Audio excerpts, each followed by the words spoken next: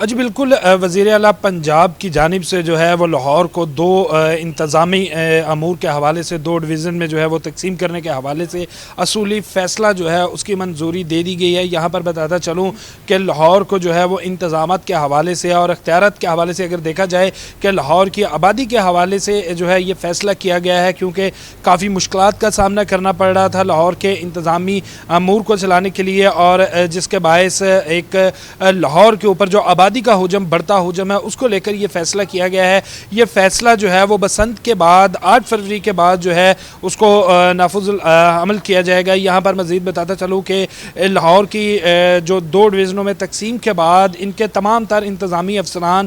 جن میں پولیس اور اس کے ساتھ ساتھ ٹریفک کی بات کی جائے یا بلدیاتی نظام کی بات کی جائے، تو سب کو جو ہے وہ تقسیم کر دیا جائے گا، اور اس فیصلے کا مقصد صرف اور صرف بڑھتی ہوئی آبادی کے حجم کے باعث ہونے والی جو مشکلات ہیں، جو عوام الناس کو جو ریلیف کے حوالے سے فیصلے ہیں یا ان کے اقدامات ایسے کیے جا رہے ہیں جو حکومت کے حوالے سے جو فیصلہ آپ کہہ لیں، یا جو اقدامات ہیں وہ جو نچلے سطح تک پہنچنے میں جو ایک ٹائم لگتا تھا یا ایک دیر کے بعد جو ہے اس کے اثرات جو ہیں وہ عوام تک پہنچتے تھے، ان کو جو ہے وہ ختم کرنے کے لیے فوری اور جلد جو ہے وہ فیصلہ اور اس کے تمام تر ثمرات جو ہیں وہ عوام تک پہنچانے کے لیے یہ فیصلہ کیا گیا ہے، جس کے باعث